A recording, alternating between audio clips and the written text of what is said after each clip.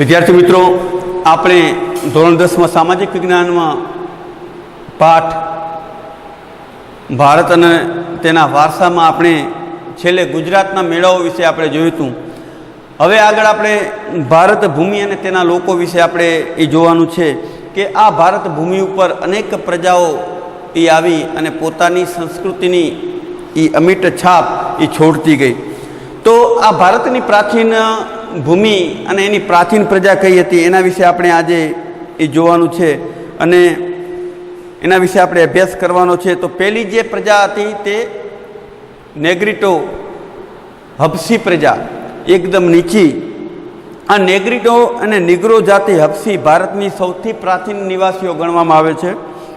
કેટલાક ઇતિહાસકારોનું એવું માનવું છે કે આ નેગ્રીટો એ દક્ષિણ આફ્રિકાથી બલુચિસ્તાન થઈ અને ભારત આવ્યા હતા અને વર્ણે શ્યામ 4 થી 5 ફૂટ ઊંચા અને માથે વાંકડિયા વાળ એ ધરાવતા હતા નેગ્રીટો લોકો. અને હબસી લોકો આજે પણ એની પ્રજાતિ એ આપણને ભારત દેશમાં એ જોવા મળે છે. તો સૌથી પ્રાચીન પ્રજા એ નેગ્રીટો હતી. એના પછી વાત કરીએ ઓસ્ટ્રેલોઇડ. તો ઓસ્ટ્રેલોઇડને નિષાદ પ્રજા તરીકે પણ ઓળખવામાં આવતી હતી. તે અગ્નિ એશિયામાં થઈ અને એ ભારત આવેલી હતી. તો રંગે શ્યામ, લાંબુ અને પહોળું માથું, ટૂંકું કદ, ચપટું નાક એ એમની શારીરિક વિશેષતા હતી અને બીજી પ્રજાથી તે અલગ તરી આવતી હતી. ભારતમાં આવેલા આર્યો તેને ઓસ્ટ્રેલોઇડ પ્રજાને નિષાદ કહેતા હતા અને ભીલી પ્રજા માટે નિષાદ શબ્દ પ્રયોજવામાં આવતો હતો. ભારતની કોલ, મુંડા જાતિ, અસમની ખાસી પ્રજા, નિકોબાર અને બ્રહ્મદેશ એટલે કે હાલનું મ્યાનમાર, આ જાતિમાં આ પ્રજાના લક્ષણો આજે પણ જોવા મળે છે. ભારતની સંસ્કૃતિ અને સભ્યતાના વિકાસમાં આ પ્રજાનો ફાળો બહુ મોટો છે અને તેઓ માટીના વાસણો બનાવતા, ખેતી કરતા, સુતરાઉ કાપડનું વણાટકામ કરવું, કેટલાક કૌશલ્યો માટે આ ઓસ્ટ્રેલિયન પ્રજા જે હતી એ પ્રખ્યાત હતી. અને એના પછી વાત કરીએ દ્રવિડ લોકો. તો દ્રવિડ લોકો એમ કહેવાય કે પાષાણ યુગની સંસ્કૃતિના સીધા વારસતા. એમ કહેવાય કે આપણી ધૂપ, દીપ, અગરબત્તી જે કરવાની જે આપણી પ્રથા જે છે એ દ્રવિડ લોકોમાંથી આપણે એ શીખ્યા છીએ. અને પિતા તરીકે પરમાત્મા શિવ અને માતા તરીકે મા પાર્વતીને એ માનતા એ દ્રવિડ લોકો, અને એમાંથી આપણે એ શીખ્યા છીએ. તો આ દ્રવિડ લોકો વિશે જોઈએ તો દ્રવિડ મૂળ ભારતના હતા. તેઓ મોહેંજો-દડોની સિંધુ સંસ્કૃતિના સર્જકો અને પાષાણ યુગની સંસ્કૃતિના સીધા વારસદાર તરીકે ઓળખવામાં આવે છે. અને આ દ્રવિડ લોકો માતા રૂપે પાર્વતી અને પિતા રૂપે પરમાત્માની ઓળખ એમને આપી અને એ સિવાય ધૂપ, દીપ, અગરબત્તી કરવાની જે પ્રથા એમણે આપી. તો પાછળથી આ દ્રવિડોના મૂળ દેવો જે છે એમને આર્યોએ સ્વીકારી લીધા. આર્યો એટલે કે આપણે. અને દેવોને તેમણે સ્થાપ્યા. સમય જતાં ઉત્તરના પ્રચંડ પ્રભાવ હેઠળ દ્રવિડોમાં આર્ય સંસ્કૃતિ ઊંડે સુધી વ્યાપી અને આંતરજ્ઞાતીય લગ્ન સંબંધો પણ વિકસ્યા. દ્રવિડ કુળના સમયમાં એ માતૃમૂલક કુટુંબ પ્રથા પ્રચલિત હતી. તેઓ અવકાશી ગ્રહો અને ક્ષેત્રોમાં વિવિધ કલાઓ જેવી કે કાંતવું, વણવું, રંગવું, હોડી તરાપા જેવા ક્ષેત્રોમાં તેનું વિશેષ પ્રદાન એ જોવા મળે છે. આજે આ દ્રવિડ લોકો જે છે દક્ષિણ ભારતમાં એ વિશેષ પ્રમાણમાં એ જોવા મળે છે. આર્યોના પ્રભુત્વ બાદ તેઓ દક્ષિણ ભારત તરફ ખસતા ગયા અને ત્યાં સ્થિર થયા. આજે પણ દક્ષિણ ભારતમાં દ્રવિડ કુળની તમિલ, તેલુગુ, કન્નડ, મલયાલમ જેવી ભાષાઓ એ બોલતા લોકો વસે છે. અને પ્રારંભિક તમિલ સાહિત્ય ઉર્મિની અભિવ્યક્તિથી ભરેલું એ જોવા મળે છે. તો મૂળ અત્યારે પણ દ્રવિડ લોકો દક્ષિણ ભારતમાં એ વસ્યા એવું આપણને માલુમ થાય છે. તો વિદ્યાર્થી મિત્રો, દ્રવિડ લોકો પછી અન્ય પ્રજાઓ પણ આવી. તો એમાં મોગોલોઇડ, અલ્પાઇન, ડિનારિક અને આર્મેનોઇડ નામની પ્રજા જે છે એ ભારતમાં આવી. તો મોગોલોઇડ પ્રજા મુખ્યત્વે ઉત્તર પશ્ચિમ ચીનમાંથી તિબેટ થઈને ભારતમાં આવેલી. તે અત્યારે પણ ઉત્તર આસામ, સિક્કિમ, ભૂતાન, પૂર્વ બંગાળ વગેરેમાં તેમણે વસવાટ કરેલો છે. અને સમય જતાં તેમનું પણ ભારતીયકરણ થયું. આ પ્રજાને ઓળખવા માટે એમનો પીળો ચહેરો, આખા શરીરનો જે કલર જે છે પીળો, ઉપસેલા ગાલ, ચપટો ચહેરો ચપટો, બદામી આકારની આંખો જેવા શારીરિક લક્ષણો ધરાવતી હતી. તો આ મોગલોઇડ પ્રજા એ એમ કહેવાય કે પીળો, એમનો આખો શરીરનો કલર પીળો અને આંખો એ બદામ આકાર જેવી હતી, ચપટું નાક. એ આ જે પ્રજા જે છે એમાં આ બાહ્ય શારીરિક લક્ષણો એ જોવા મળતા હતા. મોગલોઇડ લોકો એ પીળા રંગના હોવાના કારણે તેમને કિરાત તરીકે પણ ઓળખવામાં આવતા હતા. તો આ વાત થઈ મોગલોઇડ પ્રજાની. અન્ય પ્રજાઓમાં જોઈએ તો અલ્પાઇન, ડિનારિક અને આર્મેનોઇડ. તો આ પ્રજાઓ જે મધ્ય એશિયામાં થઈ એ મધ્ય એશિયામાં આવેલી આ પ્રજા છે.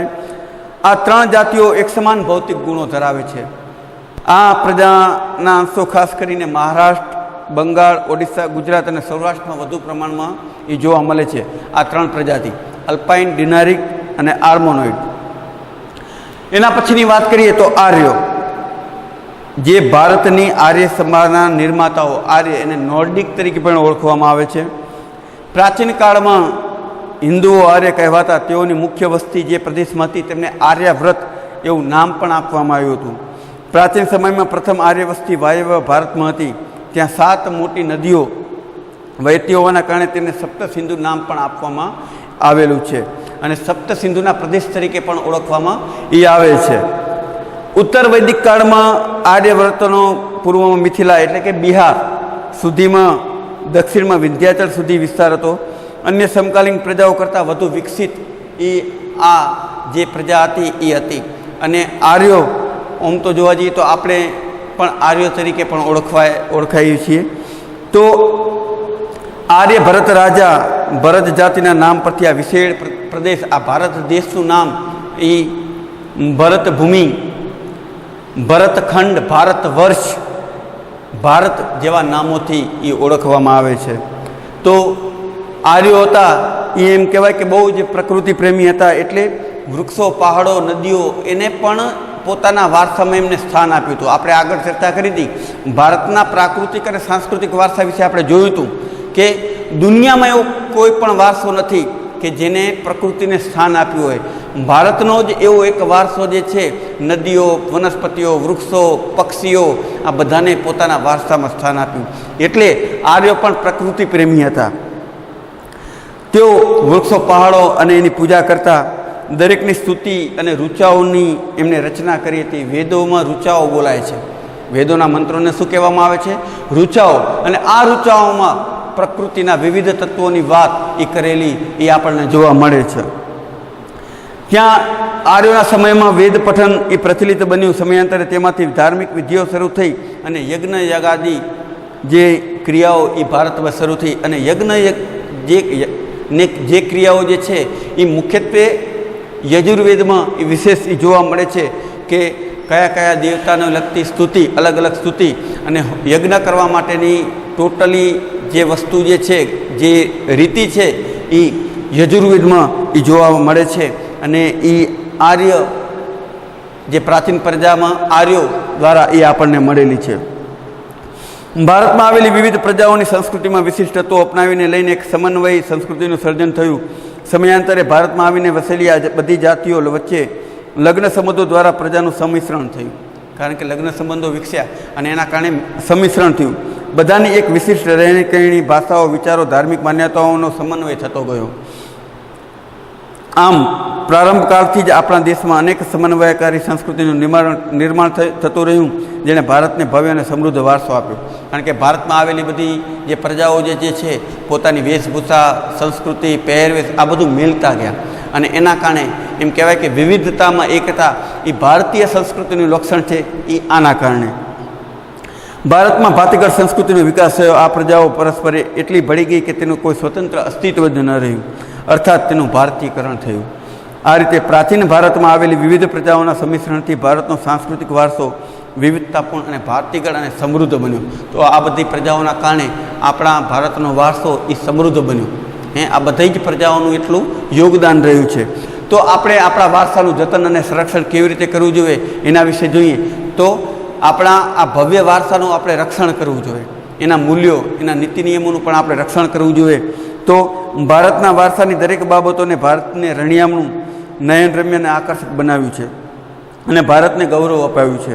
આ ભવ્ય વારસાને સાચવીને વિશ્વમાં પ્રતિષ્ઠિત ગૌરવભર્યું અગ્રીમ સ્થાન પણ આપણે પ્રાપ્ત કર્યું છે. તેને સાચવવું તે ભારતના પ્રત્યેક નાગરિકની ફરજ છે.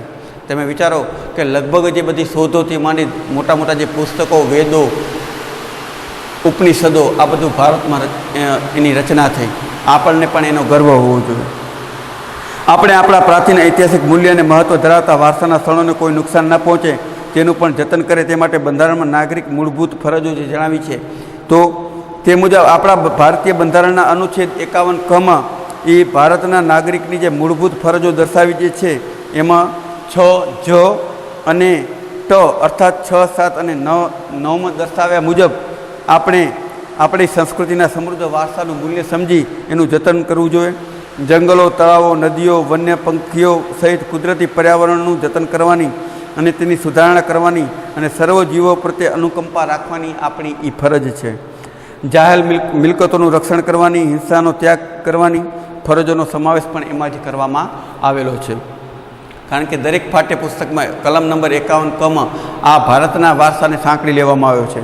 આમ પ્રકૃતિએ જ રમ્ય ભૂમિદૃશ્ય ભારતની ભૂમિ પર એ સર્જેલ છે. તેની સુંદરતા, પવિત્રતા અને શુદ્ધતાને આપણે સૌ સાથે મળીને એક નૈતિક ફરજ સમજીને જાળવવા જોઈએ.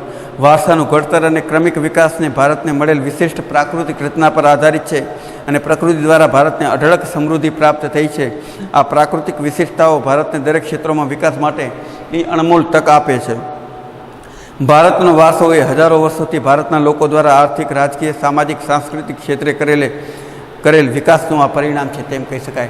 તો આપણે પણ વિદ્યાર્થી મિત્રો આપણા ભારતના વારસાને એ આપણે જાળવવો જોઈએ. કારણ કે ભારત જ એવો દેશ છે જ્યાં મોટો દરિયા કિનારો, જંગલો, રણ, બધી જ કુદરતી સંસાધનો આપણા દેશમાં એ છે. તો આપણે પણ આપણા વારસાને જાળવવો જોઈએ. આપણે આપણા સાંસ્કૃતિક વારસાના સ્થળોને જે છે તો એને પણ આપણે જાળવવા જોઈએ. ત્યાં ગંદકી ન કરવી જોઈએ અને આપણે એનું રક્ષણ કરવું જોઈએ. એ આપણી નૈતિક ફરજ છે. બરાબર. વિદેશના લોકો જ્યારે અહીંયા આવે છે ત્યારે આપણી ભારતના વારસાને જોઈને એ ધન્ય અનુભવે છે. તો આપણે કેમ નહીં? તો આપણે પણ આપણા સાંસ્કૃતિક વારસો અને પ્રાકૃતિક વારસો આ બે વારસાનું આપણે જતન કરવું જોઈએ, સંરક્ષણ કરવું જોઈએ અને એના મૂલ્યોને પણ આપણા જીવનમાં ઉતારવા જોઈએ. તો વિદ્યાર્થી મિત્રો, આજે આપણે ભારત ભૂમિ અને તેના લોકો, પ્રાચીન જે પ્રજાઓ આવી ગઈ, તો પહેલાં વાત કરીએ આપણે હબસી પ્રજાની, પછી નિષાદ એટલે કે ઓસ્ટ્રેલોઇડ પ્રજાની, પછી દ્રવિડ પ્રજાની અને પછી અન્ય પ્રજાઓમાં મોગોલોઇડ, અલ્પાઇન, ડિનારિક અને આર્મનોઇડ પ્રજા વિશે આપણે જોયું. છેલ્લે આર્યો વિશે આપણે એની ચર્ચા કરી. એના પછી આપણે આપણા ભારતના વારસાનું જતન અને સંરક્ષણ કેવી રીતે કરવું જોઈએ અને એની કઈ કઈ જોગવાઈ છે એના વિશેની આપણે વિદ્યાર્થી મિત્રો વાત કરી. તો આપણે આજે આ પાઠ પહેલો ભારતનો વારસો એ પણ આપણે પૂર્ણ કરીએ છીએ અને એનો જે સ્વાધ્યાયના જે પ્રશ્નો જે છે એ તમે સામાજિક વિજ્ઞાનની સ્વાધ્યાયની નોટબુકમાં પણ એ લખજો. અસ્તુ. જય સ્વામિનારાયણ.